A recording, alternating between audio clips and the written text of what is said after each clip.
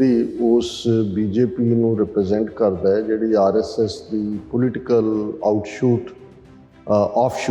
ਉਹਨਾਂ ਨੇ ਖੜੀ ਕੀਤੀ ਭਾਰਤੀ ਜਨ ਸੰਘ ਤੋਂ ਬਾਅਦ। ਜਦੋਂ 2014 ਚ ਮੋਦੀ ਪ੍ਰਾਈਮ ਮਿਨਿਸਟਰ ਬਣਦਾ ਹੈ ਤਾਂ ਇਸ ਗੱਲ ਦਾ ਧਿਆਨ ਰਹੇ ਕਿ ਮੋਹਨ ਭਾਗਵਤ ਨੇ ਆਪਣੀ ਦਿੱਲੀ 'ਚ ਕੀਤੀ ਪ੍ਰੈਸ ਕਾਨਫਰੰਸ ਕਿਹਾ ਸੀ ਕਿ 1000 ਸਾਲ ਦੀ ਗੁਲਾਮੀ ਤੋਂ ਬਾਅਦ ਹਿੰਦੂ ਰਾਜ ਸਥਾਪਿਤ ਹੋਇਆ।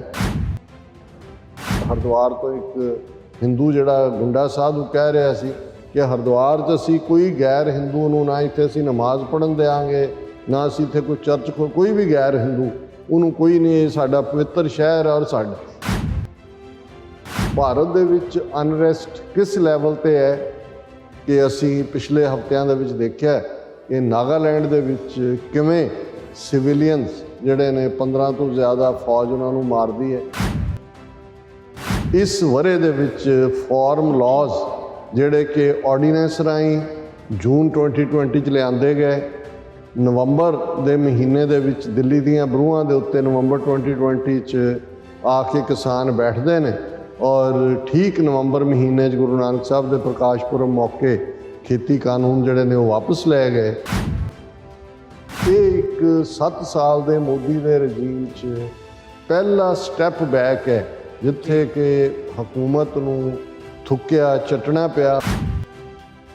ਇਹ ਹਰਾਸਮੈਂਟ ਇਸ ਲੈਵਲ ਤੱਕ ਹੈ ਕਿ ਈਵਨ ਜਿਹੜਾ ਕਾਫੀ ਚਰਚਾ 'ਚ ਰਿਹਾ ਕਿ ਜੀ ਉਹ cruise drug scandal, Shahrukh Khan ਦੇ ਮੁੰਡੇ ਨੂੰ ਕਿਵੇਂ ਉਹਨਾਂ ਨੇ ਹਰਾਸ ਕੀਤਾ। ਵਿਊਅਰਸ ਬ੍ਰੇਕ ਤੋਂ ਬਾਅਦ ਤੁਹਾਡਾ ਸਾਰਿਆਂ ਦਾ ਸਵਾਗਤ ਹੈ। ਗੱਲਬਾਤ ਨੂੰ ਅੱਗੇ ਤੋਰਦੇ ਹਾਂ। ਡਾਕਟਰ ਸਾਹਿਬ, ਹੁਣ ਗੱਲ ਕਰੀਏ ਭਾਰਤ ਦੀ, ਜਿਹੜੀ ਸਿਚੁਏਸ਼ਨ ਭਾਰਤ ਦੇ ਵਿੱਚ ਇਵੋਲਵ ਹੋਈ ਹੈ, ਵਿਸ਼ੇਸ਼ ਤੌਰ 'ਤੇ ਜੇ ਪਿਛਲੇ ਸਾਰੇ ਸਾਲ ਦੀ ਗੱਲ ਕਰਨੀ ਹੋਵੇ, ਮਤਲਬ ਇਸ ਪਰਸਪੈਕਟਿਵ ਤੋਂ ਦੇਖੀਏ ਇਹਨੂੰ, ਜਦੋਂ ਅਸੀਂ 2014 ਤੋਂ ਦੇਖਦੇ ਹਾਂ ਨਰਿੰਦਰ ਮੋਦੀ ਦੀ ਸਰਕਾਰ ਬਣਦੀ ਹੈ ਭਾਰਤ ਦੇ ਵਿੱਚ ਤੇ ਹਿੰਦੂਤਵਾ ਦੇ ਰਾਈਜ਼ ਨੂੰ ਦੇਖਿਆ ਜਾਂਦਾ, ਉਸ ਹਿਸਾਬ ਨਾਲ ਉਹਦੀ ਜਿਹੜੀ ਹੈ ਪ੍ਰੈਡਿਕਸ਼ਨ ਵੀ ਤੇ ਫਿਰ ਉਹਦੇ ਜਿਹੜੇ ਇੰਪੈਕਟ ਨੇ ਉਹ ਦੇਖਣ ਦੇ ਵਿੱਚ ਆਉਂਦੇ ਨੇ। 2014 ਤੋਂ ਲੈ ਕੇ ਹੁਣ ਅਸੀਂ 2021 ਦੇ ਅੰਤ ਤੱਕ ਪਹੁੰਚ ਗਏ ਹਾਂ। ਦੂਜੀ ਵਾਰ ਸਰਕਾਰ ਬਣਦੀ ਹੈ, ਮਤਲਬ ਇਹ ਮਹਿਸੂਸ ਕੀਤਾ ਜਾ ਰਿਹਾ ਹੈ ਇਸ ਵਕਤ ਭਾਰਤ ਦੇ ਵਿੱਚ ਜਿਹੜੀ ਸਿਚੁਏਸ਼ਨ ਬਣੀ ਹੋਈ ਹੈ ਵੀ ਹਿੰਦੂਤਵਾ ਦਾ ਜਿਹੜਾ ਜ਼ੋਰ ਹੈ ਉਹ ਬਹੁਤ ਮਜ਼ਬੂਤ ਇਸ ਵਕਤ ਦੇਖਣ ਨੂੰ ਮਿਲ ਰਿਹਾ। ਉਹਨਾਂ ਦਾ ਗਲਬਾ ਬਹੁਤ ਤੇਜ਼ੀ ਦੇ ਨਾਲ ਵੱਧ ਰਿਹਾ ਆ ਹਰ ਇੱਕ ਇੰਸਟੀਟਿਊਸ਼ਨ ਦੇ ਉੱਤੇ, ਕਿਸੇ ਵੀ ਪਾਰਟ ਦਾ ਜਦੋਂ ਅਸੀਂ ਦੇਖਦੇ ਹਾਂ ਭਾਰਤ ਦੇ ਵਿੱਚ ਉਹ ਦੇਖਣ ਨੂੰ ਮਿਲ ਰਿਹਾ ਆ। ਹੁਣ ਉਹਦੀਆਂ ਉਦਾਹਰਨਾਂ ਵੀ, ਜਿਵੇਂ ਮੋਦੀ ਨੂੰ ਪ੍ਰੈਡਿਕਟ ਕੀਤਾ ਗਿਆ ਬਹੁਤ ਵੱਡਾ ਹਿਰਦੇ ਸਮਰਾਟ ਤੇ ਕੀ ਕੁਝ ਨਹੀਂ ਕਿਹਾ ਗਿਆ ਤੇ ਵੀ ਉਹ ਬੈਕ ਆਫ ਨਹੀਂ ਕਰਦਾ ਹੈਗਾ। ਹੁਣ ਉਹਦਾ ਜਦੋਂ ਅਸੀਂ ਗਰਾਊਂਡ 'ਤੇ ਦੇਖਦੇ ਹਾਂ, ਤੁਸੀਂ ਜ਼ਿਕਰ ਵੀ ਕੀਤਾ ਹੈ ਕਿ ਹਰਿਦੁਆਰ ਦੇ ਵਿੱਚ ਜਿਹੜੀ ਕਾਨਫਰੰਸ ਹੋਈ ਹੈ, ਜੈਨੋਸਾਈਡ ਤੱਕ ਦੀ ਕਾਲ ਦਿੱਤੀ ਗਈ ਹੈ ਮੁਸਲਮਾਨਾਂ ਦੀ ਤੇ ਉਹਨਾਂ ਦੇ ਖਿਲਾਫ ਵੀ ਕੋਈ ਕੇਸ ਨਹੀਂ ਰਜਿਸਟਰ ਕੀਤਾ ਗਿਆ। ਤੇ ਉਹੀ ਕੁਝ ਜਦੋਂ ਅਸੀਂ ਲਖੀਮਪੁਰ ਖੀਰੀ ਦੀ ਘਟਨਾ ਹੋਵੇ, ਕਿਸਾਨ ਸੰਘਰਸ਼ ਦੇ ਦੌਰਾਨ 700 ਦੇ ਕਰੀਬ ਜਿਹੜੀਆਂ ਜਾਨਾਂ ਨੇ ਉਹ ਜਾਂਦੀਆਂ ਨੇ ਕਿਸਾਨਾਂ ਦੀਆਂ, ਇਹ ਸਾਰੇ ਪਾਰਟ ਨੂੰ ਜਦੋਂ ਅਸੀਂ ਦੇਖਦੇ ਹਾਂ ਹਿੰਦੂਤਵਾ ਦੇ ਪਰਸਪੈਕਟਿਵ ਤੋਂ ਕਿਵੇਂ ਦੇਖਦੇ ਹੋ ਵੀ ਜਿਹੜਾ ਹਿੰਦੂਤਵਾ ਦਾ ਰਾਈਜ਼ ਹੋਇਆ ਤੇ ਜਿਸ ਹਿਸਾਬ ਨਾਲ ਹੁਣ ਉਹ ਅੱਗੇ ਵੱਧ ਰਹੇ ਆ, ਅਗਲਾ ਸਮਾਂ ਕਿਵੇਂ ਦਾ ਨਜ਼ਰ ਆਉਂਦਾ? ਦੇਖੋ, ਸਭ ਤੋਂ ਪਹਿਲਾਂ ਤਾਂ ਇਹ ਸਮਝਣਾ ਪਏਗਾ ਕਿ ਮੋਦੀ ਉਸ ਬੀਜੇਪੀ ਨੂੰ ਰਿਪਰੈਜ਼ੈਂਟ ਕਰਦਾ ਹੈ ਜਿਹੜੀ ਆਰਐਸਐਸ ਦੀ ਪੋਲੀਟੀਕਲ ਆਫਸ਼ੂਟ ਉਹਨਾਂ ਨੇ ਖੜੀ ਕੀਤੀ ਭਾਰਤੀ ਜਨ ਸੰਘ ਤੋਂ ਬਾਅਦ। ਔਰ ਆਰਐਸਐਸ ਜਿਹਦਾ 100 ਸਾਲ ਪਹਿਲਾਂ ਲਗਭਗ ਜਨਮ ਹੁੰਦਾ ਹੈ, ਡਾਕਟਰ ਹੈਡਗੇਵਾਰ, ਉਹ ਆਪਣੇ ਮੈਨੀਫੈਸਟੋ ਦੇ ਵਿੱਚ ਜਾਂ ਉਹਨਾਂ ਦੀ ਜਿਹੜੀ ਮੁੱਢਲੀ ਸੋਚ ਹੈ ਉਹਦੇ 'ਚ ਇੱਕ ਹਿੰਦੁਸਤਾਨ ਦਾ ਉਹ ਨਾਅਰਾ ਦੇ ਕੇ ਹਿੰਦੂਤਵਾ ਵਿਚਾਰਧਾਰਾ ਦੇ ਉੱਤੇ ਖੜਾ ਦੇਸ਼, ਜਿੱਥੇ ਕਿ ਇੰਡਸ ਦੇ ਇਸ ਪਾਰ ਜਿਹੜਾ ਉਹ ਹਰ ਕੋਈ ਹਿੰਦੂ ਹੈ ਔਰ ਉਹਨਾਂ ਦਾ ਅਖੰਡ ਭਾਰਤ ਦੇ ਵਿੱਚ ਜਿਹੜਾ ਉਹਨਾਂ ਦਾ ਸੁਪਨਾ ਹੈ ਜਿਹਨੂੰ ਉਹ ਸਾਕਾਰ ਕਰਨਾ ਚਾਹੁੰਦੇ ਨੇ। ਮੌਜੂਦਾ ਪਾਕਿਸਤਾਨ, ਅਫਗਾਨਿਸਤਾਨ, ਮਿਆਂਮਾਰ, ਸ਼੍ਰੀਲੰਕਾ, ਬੰਗਲਾਦੇਸ਼ ਔਰ ਈਵਨ ਇੰਡੋਨੇਸ਼ੀਆ ਤੱਕ ਦੇ ਜਿਵੇਂ ਬਾਲੀ ਔਰ ਦੂਸਰੇ ਉਹਨਾਂ ਦੇ ਆਈਲੈਂਡ ਨੇ, ਉਹ ਉਹਨਾਂ ਦੇ ਅਖੰਡ ਭਾਰਤ ਦਾ ਡਰੀਮ ਹੈ, ਜਿਹਦੇ ਲਈ ਉਹ ਜਦੋਂ 2014 ਚ ਮੋਦੀ ਪ੍ਰਾਈਮ ਮਿਨਿਸਟਰ ਬਣਦਾ ਹੈ ਤਾਂ ਇਸ ਗੱਲ ਦਾ ਧਿਆਨ ਰਿਹਾ ਕਿ ਮੋਹਨ ਭਾਗਵਤ ਨੇ ਆਪਣੀ ਦਿੱਲੀ 'ਚ ਕੀਤੀ ਪ੍ਰੈਸ ਕਾਨਫਰੰਸ ਕਿਹਾ ਸੀ ਕਿ 1000 ਸਾਲ ਦੀ ਗੁਲਾਮੀ ਤੋਂ ਬਾਅਦ ਹਿੰਦੂ ਰਾਜ ਸਥਾਪਿਤ ਹੋਇਆ ਔਰ 2020 ਤੱਕ ਭਾਰਤ ਦੇ ਵਿੱਚ ਹਰ ਇੱਕ ਨੂੰ ਹਿੰਦੂ ਬਣਾ ਦਿੱਤਾ ਜਾਏਗਾ। ਹੁਣ ਉਹ ਜਿਹੜਾ 6 ਸਾਲ ਦਾ ਪੀਰੀਅਡ ਹੈ ਉਸ ਦੇ ਵਿੱਚ ਕਿਵੇਂ ਉਹ ਗਰਾਊਂਡ ਲੇ ਕੀਤੀ ਗਈ, ਕਿਵੇਂ 72 ਤੋਂ ਜ਼ਿਆਦਾ RSS ਦੀਆਂ ਜਿਹੜੀਆਂ ਮਿਲੀਟੈਂਟ ਔਰ ਵਾਇਲੈਂਟ ਆਰਗੇਨਾਈਜੇਸ਼ਨਸ, ਕੋਈ ਬਜਰੰਗ ਦਲ, ਕੋਈ ਵਿਸ਼ਵ ਹਿੰਦੂ ਪਰਿਸ਼ਦ, ਕੋਈ ਹੋਰ ਇਸ ਕਿਸਮ ਦੀਆਂ ਜਿਹੜੀਆਂ ਉਹਨਾਂ ਨੇ ਜਿਨ੍ਹਾਂ ਨੂੰ ਪਾਲਿਆ, ਪੁਸ਼ਤ ਪਨਾਹੀ ਦਿੱਤੀ, ਕਿਵੇਂ ਉਹਨਾਂ ਨੇ ਉਹ ਮਾਲੇਗਾਓਂ ਧਮਾਕੇ ਹੋਣ, ਹੈਦਰਾਬਾਦ ਹੋਏ, ਔਰ ਕਿਵੇਂ ਜਿਹੜਾ ਉਹ 9 ਜਿਹੜਾ ਉਹਨਾਂ ਨੇ ਦਸੰਬਰ 1992 ਨੂੰ ਜਿਹੜਾ ਕਿਵੇਂ ਬਾਬਰੀ ਮਸਜਿਦ ਨੂੰ ਢਾਇਆ, ਔਰ ਹੁਣ ਮੋਦੀ ਦੀ ਸੈਕੰਡ ਟਰਮ ਤੱਕ ਪਹੁੰਚਦੇ ਆ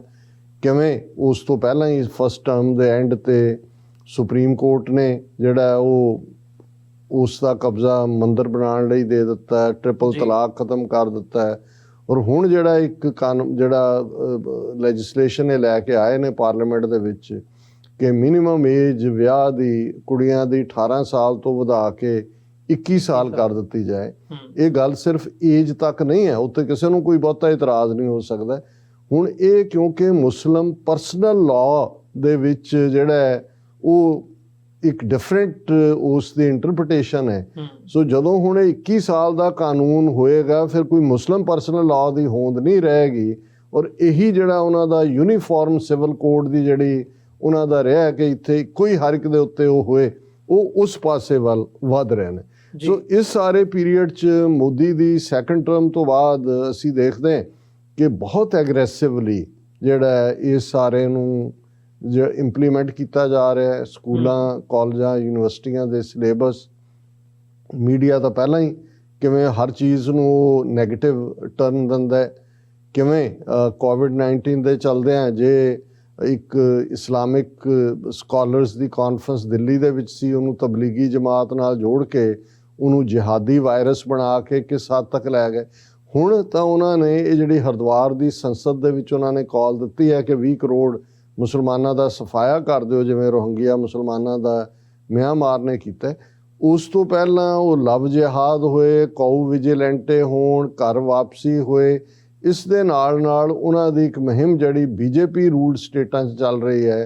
ਕਿ ਗਲੀਆਂ ਬਾਜ਼ਾਰ, ਕਿਉਂਕਿ ਮੁਸਲਮਾਨ ਬਹੁਤ ਗਰੀਬ ਹੈ ਭਾਰਤ ਦਾ, ਉਹ ਜਾਂ ਠੇਲਾ ਲਾ ਕੇ ਕੋਈ ਚੂੜੀਆਂ ਵੇਚਦਾ ਹੈ, ਕੋਈ ਫਰੂਟ ਵੇਚਦਾ ਹੈ, ਕੋਈ ਹੋਰ ਵੇਚਦਾ ਹੈ, ਉਹ ਵੀ ਉਹਨਾਂ ਨੇ ਉਹਨਾਂ ਨੂੰ ਕਰਕੇ ਕਿ ਜੀ ਇਹ ਜਿਹੜਾ ਉਹ ਸਾਡੇ ਧਰਮ 'ਚ ਦਖਲ ਅੰਦਾਜ਼, ਉਹਨਾਂ ਦੀ ਮਾਰ ਕੁਟਾਈਆਂ ਕਰਨ ਦੀ ਲਾਈਨ ਬਰਾਬਰ ਰੱਖੀ ਜੀ। ਔਰ ਜਿੱਥੇ ਜਿਹੜੀ ਕਿਉਂਕਿ ਜਿਹੜੇ ਬਹੁਤ ਗਰੀਬ ਨੇ ਉਹ ਗੋਸ਼ਤ ਦੀ ਬਿਜ਼ਨਸ ਨਾਲ ਹੀ ਜੁੜੇ ਹੋਏ ਸੀ, ਕਿਸੇ ਨੂੰ ਉਹਨਾਂ ਨੇ ਕਿਹਾ ਜੀ ਜੇ ਕੋਈ ਗਾਂ ਵੇਚਣ ਜਾ ਰਿਹਾ ਮੰਡੀ ਕੇ ਪਾਈ, ਉਹ ਫਿਰ ਉਹਨੂੰ ਕਿਹਾ ਇਹ ਤਾਂ ਵੱਢਣ ਜਾ ਰਿਹਾ ਸੀ। ਜੇ ਕੋਈ ਵੇਚ ਆਇਆ ਤੇ ਉਹਨੂੰ ਕਹਿੰਦਾ ਜੀ ਇਹ ਤਾਂ ਵੱਢ ਕੇ ਖਾ ਗਿਆ ਜਾਂ ਇਹਨੇ ਵੱਢ ਕੇ ਉਹਦਾ ਮਾਸ ਵੇਚ। ਸੋ ਮਤਲਬ ਆਨੇ ਬਹਾਨੇ ਜਿਹੜੀ ਉਹ ਬਘਿਆੜ ਤੇ ਲੇਲੇ ਵਾਲੀ ਕਹਾਣੀ ਹੈ, ਮੁਸਲਮਾਨਾਂ ਨੂੰ ਤਾਂ ਟਾਰਗੇਟ ਕੀਤਾ ਹੀ ਜਾ ਰਿਹਾ ਸੀ। ਜੇ ਅਸੀਂ ਈਸਾਈਆਂ ਦੇ ਹਵਾਲੇ ਨਾਲ ਦੇਖੀਏ ਤੇ 25 ਦਸੰਬਰ ਦਾ ਦਿਨ ਗੁਜ਼ਰਿਆ, ਕਿਵੇਂ BJP ਰੂਲਡ ਸਟੇਟਾਂ 'ਚ ਚਰਚਿਸ ਦੇ ਉੱਤੇ ਅਟੈਕ ਹੋਏ, ਜੀਸਸ ਕ੍ਰਾਈਸਟ ਦੀਆਂ ਮੂਰਤੀਆਂ ਤੋੜੀਆਂ ਗਈਆਂ, ਜਿਹੜੇ ਉਹਨਾਂ ਦੇ ਇੰਗਲਿਸ਼ ਸਕੂਲ ਨੇ ਉਹਨਾਂ ਦੇ ਉੱਤੇ ਅਟੈਕ ਹੋਏ। ਔਰ ਮੈਸੇਜ ਇਹੀ ਹੈ, ਔਰ ਅੱਜ ਹੀ ਹਰਿਦੁਆਰ ਤੋਂ ਇੱਕ ਹਿੰਦੂ ਜਿਹੜਾ ਗੁੰਡਾ ਸਾਧੂ ਕਹਿ ਰਿਹਾ ਸੀ ਕਿ ਹਰਿਦੁਆਰ 'ਚ ਅਸੀਂ ਕੋਈ ਗੈਰ ਹਿੰਦੂ ਨੂੰ ਨਾ ਇੱਥੇ ਅਸੀਂ ਨਮਾਜ਼ ਪੜ੍ਹਨ ਦਿਆਂਗੇ, ਨਾ ਅਸੀਂ ਇੱਥੇ ਕੋਈ ਚਰਚ ਕੋਈ ਵੀ ਗੈਰ ਹਿੰਦੂ ਉਹਨੂੰ ਕੋਈ ਨਹੀਂ, ਇਹ ਸਾਡਾ ਪਵਿੱਤਰ ਸ਼ਹਿਰ ਹੈ ਔਰ ਸਾਡਾ। ਸੋ ਇਹ ਜਿਹੜੀ ਹੈ ਉਹ ਲਗਾਤਾਰਤਾ ਦੇ ਨਾਲ ਚੱਲ ਰਿਹਾ। ਪਰ ਮੈਂ ਇਸ ਦੀ ਗੱਲ ਅਸੀਂ ਅਕਸਰ ਰੋਜ਼ਾਨਾ ਦੇ ਪ੍ਰੋਗਰਾਮ 'ਚ ਕਰਦੇ ਹਾਂ, ਪਰ ਮੈਂ 2021 ਦੇ ਵਿੱਚ ਭਾਰਤ ਦੇ ਵਿੱਚ ਕਿਹੜੀਆਂ ਡਿਵੈਲਪਮੈਂਟਸ ਐਸੀਆਂ ਹੁੰਦੀਆਂ ਨੇ ਜਿਹੜੀਆਂ ਪ੍ਰਭਾਵਿਤ ਕਰਦੀਆਂ, ਕਿਉਂਕਿ ਅਸੀਂ ਸਿੱਖ ਸਪੈਸੀਫਿਕ ਔਰ ਕਸ਼ਮੀਰੀ ਸਪੈਸੀਫਿਕ ਵੀ ਗੱਲ ਕਰਾਂਗੇ ਆਉਣ ਵਾਲੇ ਦਿਨਾਂ ਦੇ ਵਿੱਚ ਵੀ। ਲੇਕਿਨ ਉਹਦੇ 'ਚ ਇਹ ਪਿਛਲੇ ਦਿਨਾਂ 'ਚ ਬਿਪਨ ਰਾਵਤ ਜਿਹਨੂੰ ਤਿੰਨਾਂ ਫੌਜਾਂ ਦਾ ਇੱਕ ਕੋਆਰਡੀਨੇਟਰ ਬਣਾ ਕੇ ਜਿਸ ਕਿਸਮ ਦਾ CDN ਬਣਾਇਆ ਹੋਇਆ ਸੀ, ਉਸ ਦਾ ਬੜਾ suspicious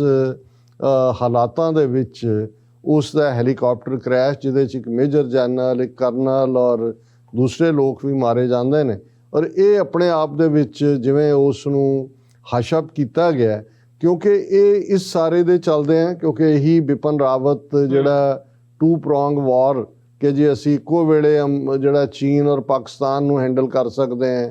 aggressive look East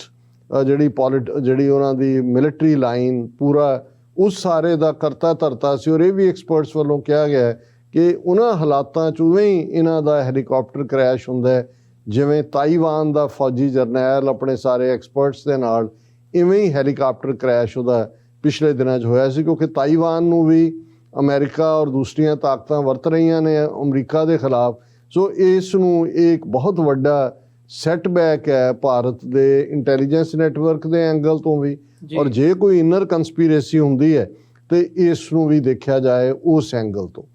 Bharat ਦੇ ਵਿੱਚ ਅਨਰੈਸਟ ਕਿਸ ਲੈਵਲ ਤੇ ਹੈ ਕਿ ਅਸੀਂ ਪਿਛਲੇ ਹਫ਼ਤਿਆਂ ਦੇ ਵਿੱਚ ਦੇਖਿਆ ਕਿ ਨਾਗਾਲੈਂਡ ਦੇ ਵਿੱਚ ਕਿਵੇਂ ਸਿਵਿਲੀਅਨਸ ਜਿਹੜੇ ਨੇ 15 ਤੋਂ ਜ਼ਿਆਦਾ ਫੌਜ ਉਹਨਾਂ ਨੂੰ ਮਾਰਦੀ ਹੈ ਔਰ ਸਾਰਾ ਨਾਗਾਲੈਂਡ ਖਲੋ ਜਾਂਦਾ ਹੈ। ਅੱਜ ਜਦੋਂ ਅਸੀਂ ਗੱਲ ਕਰ ਰਹੇ ਹਾਂ, ਹਾਲਾਂ ਨਾਗਾਲੈਂਡ ਦੇ ਵਿੱਚ ਇੱਕ ਪੂਰੀ ਲਹਿਰ ਖੜੀ ਹੋਈ ਹੈ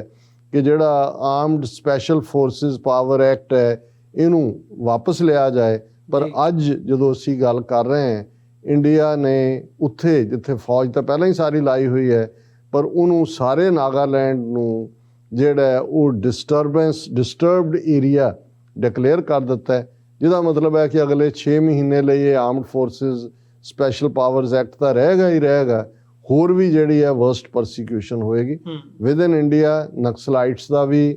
ਪਾਰਟ ਬਰਾਬਰ ਜਾਰੀ ਹੈ। ਕਸ਼ਮੀਰ ਦੇ ਵਿੱਚ ਕਿਲਿੰਗਸ ਰੋਜ਼ਾਨਾ, ਅੱਜ ਜਦੋਂ ਅਸੀਂ ਗੱਲ ਕਰ ਰਹੇ ਹਾਂ, ਇਹ ਕਿਹਾ ਗਿਆ ਕਿ ਜੀ 2 ਫਲਾਣੀ ਥਾਂ ਦੇ ਉੱਤੇ ਮਿਲੀਟੈਂਟ ਮੁਕਾਬਲੇ 'ਚ ਮਾਰੇ ਗਏ, ਇੱਕ ਫੌਜੀ ਜਵਾਨ ਮਾਰਿਆ ਗਿਆ, ਔਰ ਇਹ ਲਗਾਤਾਰਤਾ ਨਾਲ ਜਿੱਥੇ 1 ਮਿਲੀਅਨ ਫੌਜ ਰੱਖੀ ਹੋਈ ਹੈ ਉਹ ਕਿਲਿੰਗਸ ਬਰਾਬਰ ਜਾਰੀ ਨੇ। ਪੰਜਾਬ ਦੇ ਹਵਾਲੇ ਨਾਲ ਅਸੀਂ ਡੀਟੇਲ 'ਚ ਬਾਅਦ 'ਚ ਗੱਲ ਕਰਾਂਗੇ। ਪਰ ਇਸ ਸਾਰੇ ਦੇ ਨਾਲ ਇਸ ਵਰ੍ਹੇ ਦੇ ਵਿੱਚ ਫਾਰਮ ਲਾਜ਼ ਜਿਹੜੇ ਕਿ ਆਰਡੀਨੈਂਸ ਰਾਹੀਂ ਜੂਨ 2020 'ਚ ਲਿਆਂਦੇ ਗਏ, ਨਵੰਬਰ ਦੇ ਮਹੀਨੇ ਦੇ ਵਿੱਚ ਦਿੱਲੀ ਦੀਆਂ ਬਰੂਹਾਂ ਦੇ ਉੱਤੇ ਨਵੰਬਰ 2020 'ਚ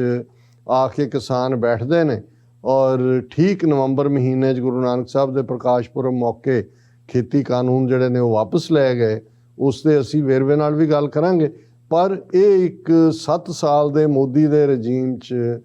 ਪਹਿਲਾ ਸਟੈਪ ਬੈਕ ਹੈ ਜਿੱਥੇ ਕਿ ਹਕੂਮਤ ਨੂੰ ਥੁੱਕਿਆ ਚੱਟਣਾ ਪਿਆ। ਹਾਲਾਂਕਿ ਸਾਰੇ ਪੀਰੀਅਡ 'ਚ ਅਸੀਂ ਦੇਖਦੇ ਹਾਂ ਕਿ ਕਿਵੇਂ ਲਖੀਮਪੁਰ ਖੀਰੀ ਵਰਗੇ ਥਾਂ ਦੇ ਉੱਤੇ ਗੌਰਮੈਂਟ ਸ਼ਹਿ ਦੇ ਨਾਲ ਵਹੀਕਲਸ ਨੂੰ ਐਜ਼ ਏ ਵੈਪਨ ਯੂਜ਼ ਕੀਤਾ ਗਿਆ ਔਰ ਕਿਵੇਂ ਕਿਸਾਨਾਂ ਨੂੰ ਉਹਨਾਂ ਗੱਡੀਆਂ ਦੇ ਥੱਲੇ ਰੋਂਦਿਆ ਗਿਆ। ਔਰ ਇਸ ਸਾਰੇ ਪੀਰੀਅਡ 'ਚ ਹੀ ਪਿਛਲੇ ਵਰ੍ਹੇ 'ਚ ਅਸੀਂ ਰਾਫੇਲ ਡੀਲ ਦੇਖਦੇ ਹਾਂ, 60,000 ਕਰੋੜ 30,000 ਕਰੋੜ ਆਪਣੇ ਅੰਬਾਨੀ ਅਡਾਨੀ ਯਾਰਾਂ ਨੂੰ ਲੁਟਾਉਣਾ ਔਰ ਹਰ ਚੀਜ਼ ਨੂੰ ਜਿਹੜਾ ਉਹ ਪ੍ਰਾਈਵੇਟਾਈਜ਼ ਕਰਨ ਦੀ ਲਾਈਨ ਦੇ ਥੱਲੇ ਅਸੀਂ ਦੇਖਦੇ ਹਾਂ ਕਿ 70 ਸਾਲ ਬਾਅਦ ਇੰਡੀਅਨ 에ਅਰਲਾਈਨ ਵਾਪਸ ਟਾਟਿਆਂ ਦੇ ਹਵਾਲੇ ਕਰ ਦਿੱਤੀ ਗਈ ਹੈ। ਰੇਲਵੇ ਵੀ ਵੇਚ ਰਹੇ ਨੇ, ਹਵਾਈ ਜਹਾਜ਼ ਵੀ ਵੇਚ ਦਿੱਤੇ ਔਰ ਦੂਸਰਾ ਵੀ ਸਾਰਾ ਮੁਲਕ ਜਿਹੜਾ ਉਹ ਵੇਚਣ ਤੇ ਲਾਇਆ ਹੋਇਆ ਹੈ। ਔਰ ਇੰਨੇ ਵੱਡੇ ਸਕੈਂਡਲ ਇਸ ਪੀਰੀਅਡ ਦੇ ਵਿੱਚ 3 ਜਿਨ੍ਹਾਂ ਦੇ ਇੰਟਰਨੈਸ਼ਨਲ ਜਿਨ੍ਹਾਂ ਦੀਆਂ ਇੰਪਲੀਕੇਸ਼ਨਸ ਨੇ, ਪਰ ਭਾਰਤ ਦੇ ਵਿੱਚ ਕਿਉਂਕਿ ਮੀਡੀਆ ਜੁਡੀਸ਼ਰੀ ਦੋਨੋਂ ਹੀ ਕਾਬੂ ਕੀਤੇ ਹੋਏ ਨੇ ਔਰ ਆਫ ਦਾ ਹੁੱਕ ਹੋਏ, ਉਹਨਾਂ 'ਚ ਅਸੀਂ ਪਹਿਲਾਂ ਜਿਹੜਾ 2020 'ਚ ਜਿਹਦੀ ਸ਼ੁਰੂਆਤ ਹੁੰਦੀ ਹੈ ਪਨਾਮਾ ਪੇਪਰ ਲੀਕਸ ਸਾਹਮਣੇ ਆਇਆ ਔਰ 2021 ਦੇ ਵਿੱਚ ਜਿਹੜਾ ਪੈਂਡੋਰਾ ਪੇਪਰ ਲੀਕ ਸਾਹਮਣੇ ਆਇਆ।